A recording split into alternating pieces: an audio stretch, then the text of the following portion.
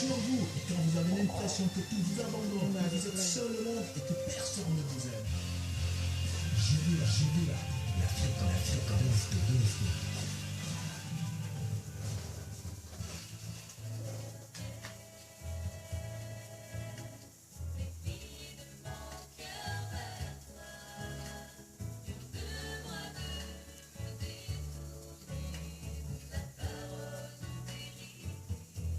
Suivez désormais sur la radio de l'Évangile les cours bibliques par correspondance, une émission de Média Service Diffusion MSD tous les mardis de 9h30 à 10h.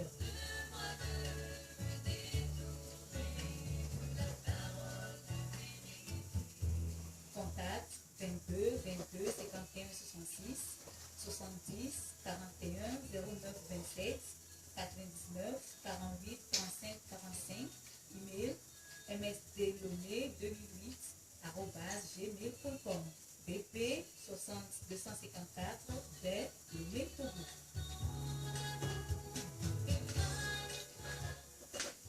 Mi do gbenami no vi to do la o. Jive abenkoi mi lese mi abegbele won. Ke mi anovio dogbede la Emmanuel le diama benko mi lese ndike ya. Ni soko va ya mi ponu po kudo keke nana kudo keke nana akpase seto kudo leke mi din adom leke mi to mi hena tona mi abevio le adome zwe do mea nuke obe egble na le devianti kudo ne va sivoa nuko begba pasane do alo nuko be ba gble na le ntia emi ponupo kudo anti gbogbo bayi egbe ami baba mi abenu sonsroaji be na mi ana dontio a ele ne kuhide le kwa ma u kenye mi atoa enana donti ye dontio a ele nye mi fofo Yesu Kristo pe podemuo kia dontio ti mi le ja ponupo kudo egbe Amia so eji ya da sina mawu. Papa ma unu so kata to mi de akpe na. E la be na we wo mi de wonto o nono menu. Eye oji be na mi adio. Papa ndi ya mi ga vale on come. Be na mi ga poto do na mede mi ga don kunu ji na mede la. Mi so papa eji o da siome. E to se no de asiome. Suswa ode asiome be onto anabe na no si anu na do yeye eye jiona so gbugbe o ga konya so gbo e ba te njira na ni do gbogbo koko nu fiara nyeto ba ko mi aba de na ponu eye ba ko mi abe susu ne aponu mi bio be na wonto ba du fiale emo do pe ya be na worika ebegbe wase oreka ewa kpo enti ko na trova na oreka Yesu Kristo ben come. Amen. Amen. Enyo tojina lao ma one yirami e ma pa me ben no pa plemi e ma wona wo na peto se no alegbebe na ya se nu shikeni dontia mi pumbokuro bebe se so le vent peu adio le vent peu bebe se ce que plomido mi va sinto mi recevait voilà me voir mi la pompoku dontile ne nusiano ma aussi dontia me la betosio dontia me la merekwesi wo bena Yesu Kristo Nazareth tobe musike ba wona mi la yibala jila enti po e dontia lelo wa mi woto mi ase e mo gbogbo kokera ne pe nyati ya se ni agome dontia ni porenu Yesu be porenu est-ce que Yesu va kojogbe ya lo Yesu va anigba ya dia echa to nu me sugbon eri mi po de sidoa ye pe jiji cha eni enya Maria fo be fu ni to po ke no la no ro o wa jole eju am ba yiro jubu me Yesu o wa jire lampa me la me nu me fun eno mjiji wa ayaba lo elenu o ba jole eno Israel ngbadi bio tuta Egypte uro ntasetere fiorenti bena majo asoyodo donc yesu eva ni gba dia bena ya va desofiant bena wo sikene le tonde me wo sikene le seveve wo sike abile le vomene ya la be che tu me to gbogbo de to ye tu me wu wo to cha e na bono va e bola il a ho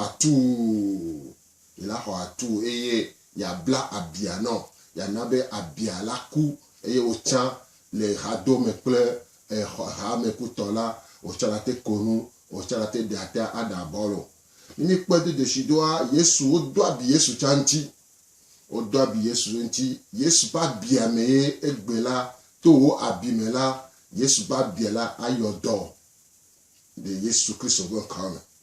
ni pede de shidola ni hlen enya lo le bible amela o grobe na Esaïe pas gbalé eta blaton voton puis amaton globena que o deux abi enu le mia peuvent dadaota et yo o gbe guju le mia peuvent dadaota mia pe ntifafa pe torre le eji eye epe kabio ome o cho yodomi amen Amen. to epe kabio me la o so yodomi yesu ta to nsu gbon me va nyasike Esaïe gbon la egbon ya didi epe o va yi ke gboye yesu va ton nsu ome yesu ye dia nya po Esaïe pa gban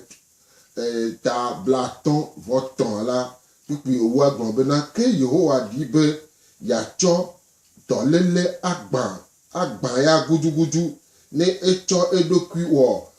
fond divorce la akpo jiji beviwo ano agbe jiji eye Yehowa fe tamedodo aje eji to efe asiji amen. To yesu sike Esaïe le gbon le tepe siala yesu anpo va gamo va Esaïe la egbon ya libena to gbagban siamela e jojina maubena ya gban e pe tenvi de ka guju nenuko ne mia kpo dede ne mia kpo haya mia kpo doyoyo ememeton la mau bonya ya bena ye pe tenvi de ka sikini Yesu Christo Nazareth tola ela ba tonu yo me o la gbe guju to do lele klo aya duduku no me katala va to ya mela mia kpo agbe et il n'y a pas de la bosse sommet. So ye dit là, elle va faire mes kingboy, New York blondare, là, elle va faire mes déca, et ni quoi de chido, mais on en veut ver toi, que Judas Iscariot là, va glenli, vers c'est, au c'est, alors glenli. Et dit, à mes beaucoup blondena, yo dit là, glen dare, on me soit de le mener yo là, ye soutient, elle va do gale me là. A mesiko kuro dun la gba le kame a mesiko zona le dula egbleli be se so hogae eva vale me bena ne mi don ku musiko mi abe di la owo to mi on ple du sidi la evena ale gbegbe mi blombe ogble dare le keleke kuto yesu sikene ni mawu va anigbe ajichala owo ne ma mu kene entita we kene le tono ne ma mu mela yesu so gbebe na yawe no eva ye dia ogbeli omo lo me nyagbo e la ben ka bible na mi nyabena le Esaïe pa gban le eta blaton voton puis verso ye eton lia la ogbon bena nyarlen eje abe ati lo pe ene le nkume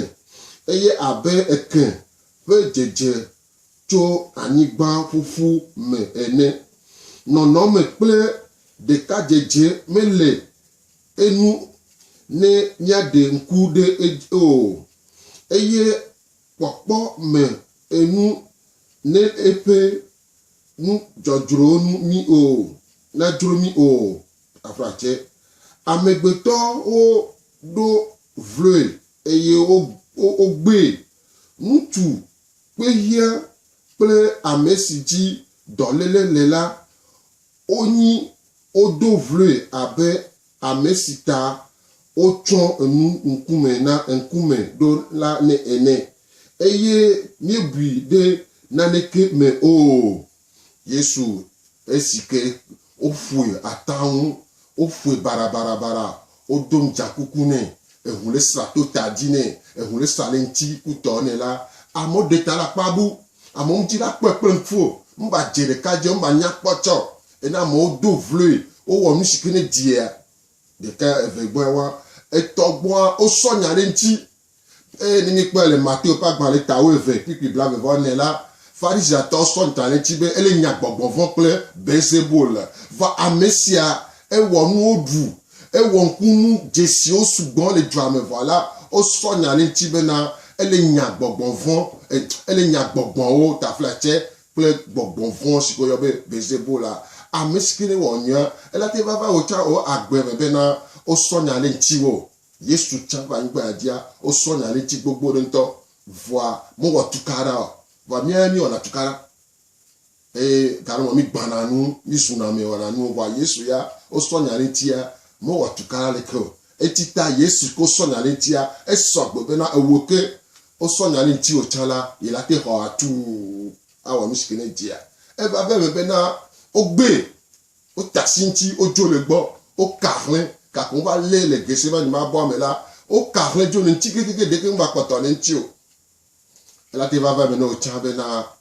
o gbe mu le nti o glo dare o mu so bere le keke na na o mu sonde pepe cha wo nde keke cha na o la ma o sikeni Yesu Kristo ba ni gba di la o wo nu so tongbe ne cha voa nu se le si be no va e gbola ela ho atu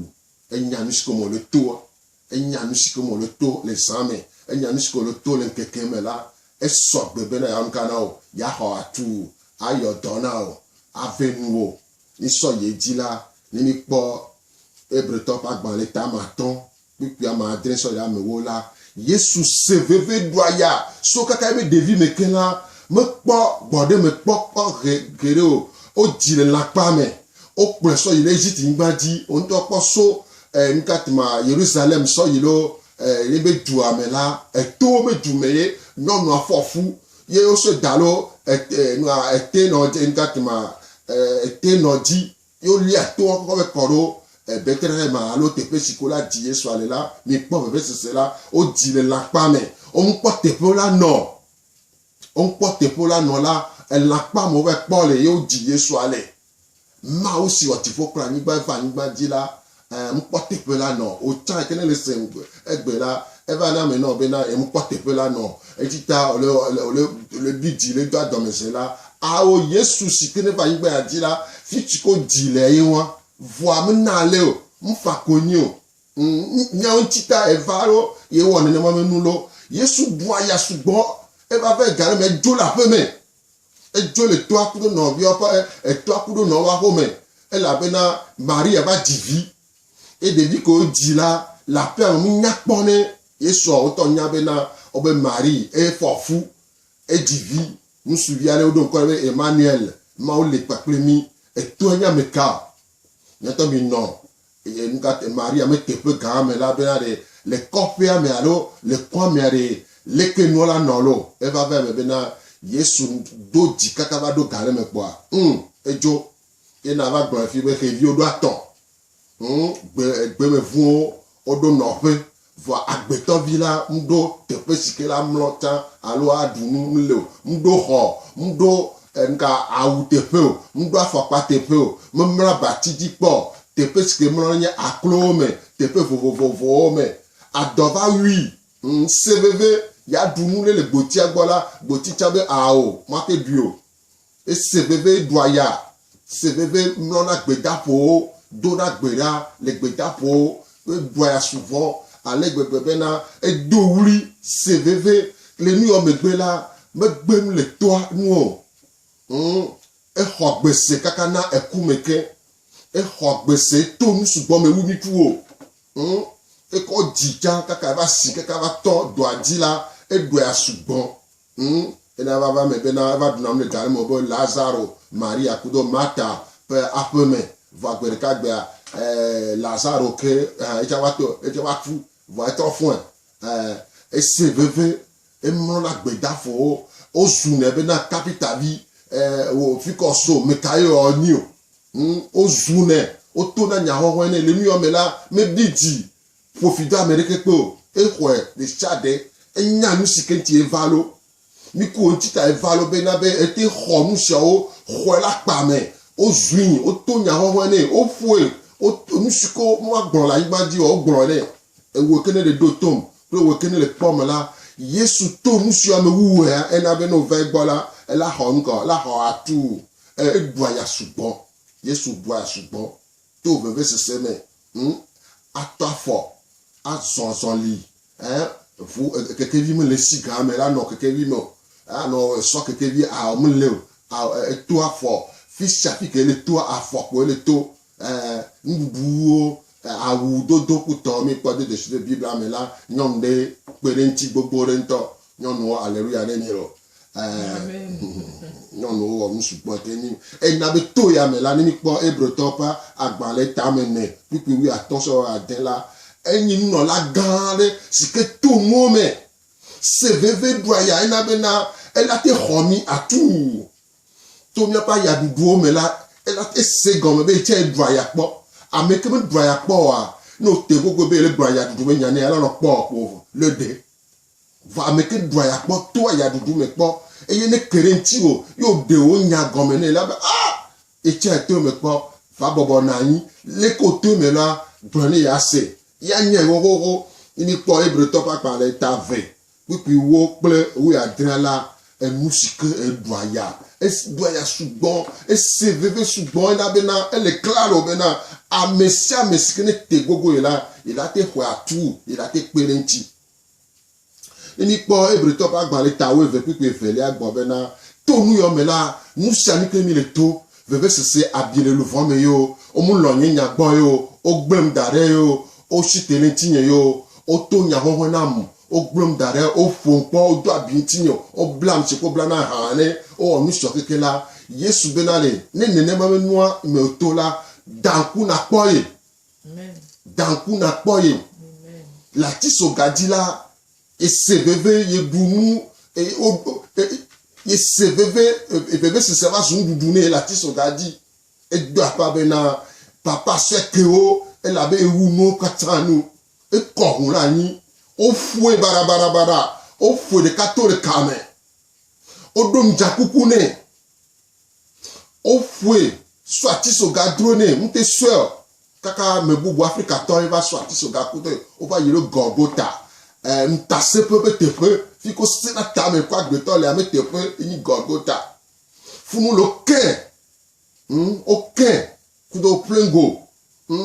o kɛ kudo plengo yo do vle to nyahɔhɔ ku no ne o ba ŋɔ hadafu ne esi pe hu le to so efiafo me kaka va kɔ le gɔgota yi be hu le kɔ la anyi kaka va kɔ le teƒe sia ena be to ebe hua me la miate kpɔ dɔyɔyɔ fa to ebe hua me la miaƒe abi si ke mi xɔ le luvɔ me la ala miakpɔ dɔyɔyɔ ena bena ne leke nua le lo la kpa miatrɔ mɔ ɖo la yehowa yesu agbɔ bena yesue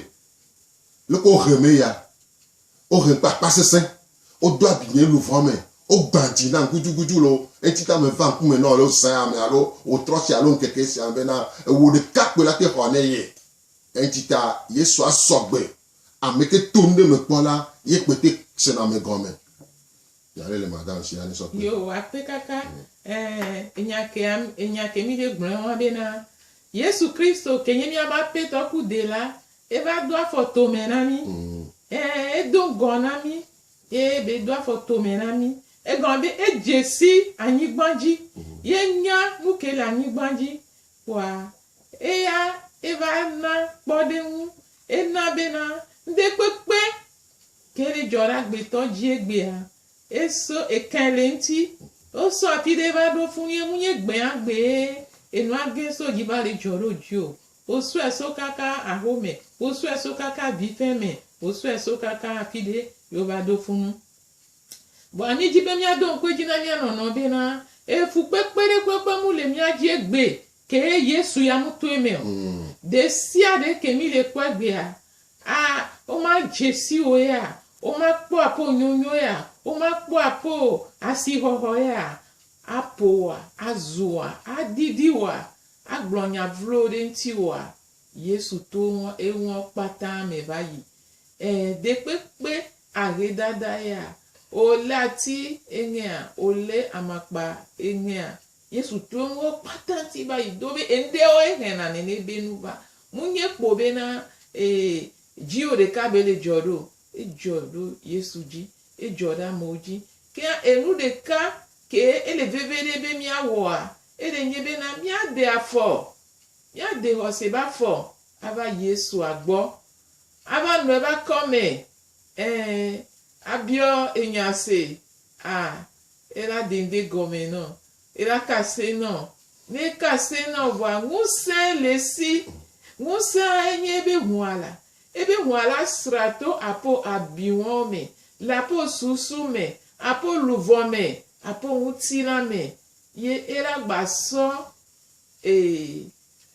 sanflea kele enwamea ele nyi sosokea yesu ala soda lo meno gombe na ni mi ku ejesia enu opata ameko yesu wonwena yodo wonwena na onu odua o chitrede nti o gbon si ade ke mu jere nti ole ameko pwe do funya chambe akpaji voa kaka ati chogajia yesu blombe papa tu ekeo nu ya safle senwude wọn gombe na ne oten sokea onto olavo ye amiachan lavo ye olaten po ola po be gomejeje ye ola jenu enu ye gomele apo agbemekuro yesu kristo donc a fode de bebe tanye bena leke to aledo leke keke omte le so echa no da fova yesu agboa ye oten mekudo ya oten leba fonua yo huto olado to yesu ba dam dede ya ohun jio olado to yesu be adam era de adam no ela pere ntio ye era so won se ke no na meme ye olaten so ke no bio ye olaten je azon ye gome olaten tro je kadede ye gome kudo won to do kuyo tutu gban kudo mawu kudo won to do kuyo kudo amepo ti awa olade ba foke manye agbare pepe na o manye enu yare pepe na ko lanu be nyanye mate o nyema olate ne yesu agbeleme no gbe zon be gbo yo hunji o ne yo denu gome ne yo kwa esebe na echa tweme bayi voa mu glenu mu gbon be mate wo ke tweme baya ena be o chan trozu viegbe ena be o chan opo a etepele eto ba ho megbe a no chan odotwe yo lombe na ya so ya deba foa ola po be na enu ye ola je gome la po ba gbe me eye nu ko futo fi keke a le ja tro na o kabanto apo jijo apo ngoyi nde pepe ko nten lele a ola le parce que fifi a ovo ende pepe ngbale Jehova ngbedomo de pepe ngbale teodale apo ya ira ogbo donc anya ya wa enya bebere ke mi la tro po mi aba gbe me mi apo so me ko gbe me aso po Yesu Kristo mi la tengede mi ape jidudu ami enyo mi le gbo be na nyanta Yesu avalo mo so son aya dudu pe be se be mo so son ke son quelqu'un là pour mi apa bia onti pour mi apa pese o pour mi apa fipodeo mi si pe be se hen avana le mi apa gbe me la Yesu do epo e ba do epo sugbon wu mi on to cha mi wa mu po kanyo wa on kami po eye Yesu oke va egbon ati so gaji be ye wu no katanu fofo so ekeo entita no te va Yesu agbo yo to ntinya one leko ojioro leko no ba yiro la pa gbo me bebe se pa du ware Yesu be mi va le eza pa gba le tagban pipi we ni ale gbon be na le mi va mi adro honu leke abiwa ba le chala ya yo do e na bia ba keke cherche do ne to cha il en a ba biwa la ku va bronya musiko mo le toare ide de la ga ile Yehowa pe nkume to ne Yehowa pe na re le ko die ya nushiko me no ya o blaye o poye o dovloye o gble dare o gble dare moji yeni de vire ke mi e me jesi eto e me jesi eno e nu so ke kan Yesu are e to nu so me ke ken tita no vegbo are e la ho atu e ye biba na be na to pe abia o me la mi onko mi ho do yoyo abia amese me kule pa biye amoro pa bia yin nzizi o ti na nzizi me e amoro be bia ro le na so kabaka bi na di do na domese gbana nu kakana nu lena keme lena fame bebe se gena la time na amoro la npen ple nzizi o ti na nzizi me o mo ha na o chala Yesu le claro va yepe nkume gbon ntinya wo kekene e na bien la yodo la ko pe nko ti la pa gbe o me e gbe a o se mi skeni le gbagan me Yesu en pore no Yesu e ba da foto me neni e ka va da foto mi are mi to nya tegogo e tegogo pare e la bi onya o alo gblene nsi ko mo le toso de vi o me ke ka va ko le gbe are Yesu le claro bena yawe no enyo nya so gbe to a so da le ke a e mo ve mi anu a ni so nya ba yedi enyo ape kaka. Ok. Nous voulons vous rappeler notre cours biblique par correspondance. Nous remercions ceux qui sont en train de faire les cours. Et nous vous encourageons à aller jusqu'au bout, c'est très important. C'est lorsque vous irez jusqu'au bout que vous allez découvrir le trésor qui est caché dedans, les choses qui vous manquent, les choses que vous avez besoin, et les bonnes choses. Votre vie avec Christ va toujours changer. Et vous allez voir que vous ne serez plus les mêmes personnes que vous étiez avant, parce qu'en Christ, on a toujours de bonnes choses, de nouvelles choses à découvrir. Et nous voulons vous rappeler nos lieux de dépôt. Nous avons notre lieu de dépôt à Auto-École Petit Jésus, face à l'église catholique Tocoin Séminaire. Auto-École Petit Jésus, face à l'église catholique Tocoin Séminaire. Nous avons notre dépôt à la pharmacie El Shaddai. Pharmacie El Shaddai, en face de l'Estao. Nous avons aussi notre dépôt à la pharmacie Adonai. Pharmacie Adonai, non loin de Philopath, à Gouenivé. Nous avons aussi notre dépôt au centre communautaire de Baie. Centre communautaire de Baie. Quand vous allez là-bas, vous allez voir, demander d'après le frère Paul, vous allez voir notre lieu de dépôt. Nous avons aussi notre lieu de dépôt avec le frère. Bon, pardon pour le frère là, bon, on s'abstienne. Donc, nous le faisons aussi par poste.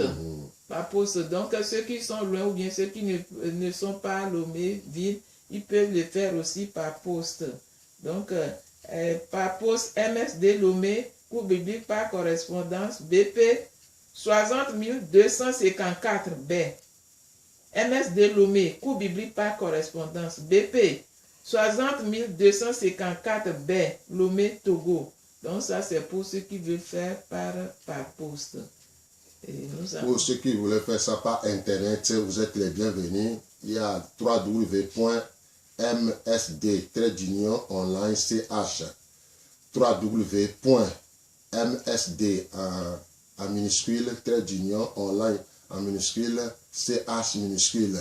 www.msd-online.ch. Pour entrer dans ce site, vous aurez vos cours bibliques par internet. Donc vous êtes les bienvenus. Donc ceux qui voulaient nous contacter, nous sommes au numéro 70 41 09 27, 70 41 09 27, Move 99 48 35 45, 99 48 35 45. Vous êtes les bienvenus. Merci. Papa ma nous sommes kata tomide akpenao. Et donc ego domidoa mi va weno. E wenye mwa mi ato konya ejio, onya nu ko jio, e nu ko mo le tole ga popo yame. ta mi so ejio da si ome ameko senya da si ome be de pepe kenye veve sese alo nu sere ke le duwaji le abihoho le luvome alo ntina me ba kpadia mi biobe papa do wa si do da na ho veve sese won jo pungbe le o pa gbe me na na bena yesu pe gu ke ko la ticho ganti ne strada bi wonji ne strado ape susu ome bena no ponu yeye no wa pe ji ane je nu yeye gome wa pe to ne se nu yeye ke na bena jire po yeye la gede wa pa gbe me papa pe no bena oya oyido aji gbogbo koko emi do re ji bena ono kudomi iga bio bena wonto aga do se ameko senya bena watin site e wacha wato le bebe sese wome ni wa gere apo jijome e Yesu Kristo bin come ni so do pe adasio me gbogbo kokwe du fi ade do pe aji du fi ade do la oji pe mo patanji bena e do pe ngo yi le Yesu Kristo bin come amen amen amen amen enyo to yo ya mi gbogbo re.